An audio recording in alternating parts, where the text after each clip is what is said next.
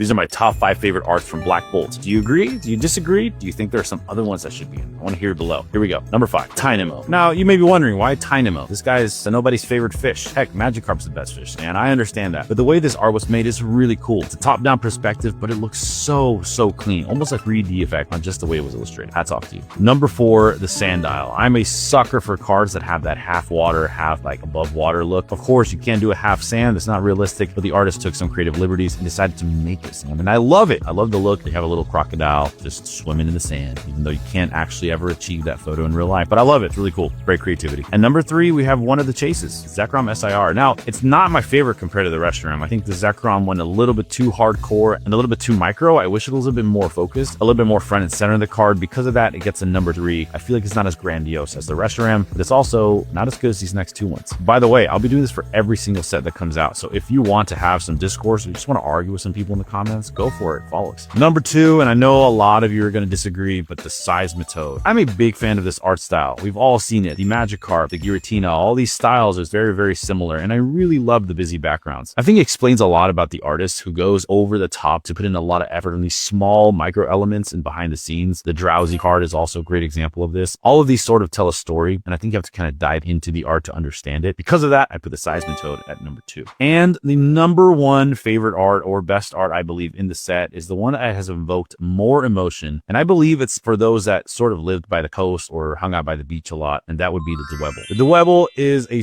dark horse. It's a sleeper because it's really cool. It reminds me of going hunting for hermit crab and throwing like little glass bottles with messages in them into the ocean. And yeah, maybe now we look back and we go, I probably shouldn't have done that. But you know what? There's a memory. And the Dwebble, I feel, really gives that. Not only that, but the color, the storyline. It is a beautiful card. And I know a ton of people are always looking to add that into the personal collection. So that's why the Dwebble is at number 1 for Black Bolt. You guys agree with these? Disagree? What do you think should have been number 1?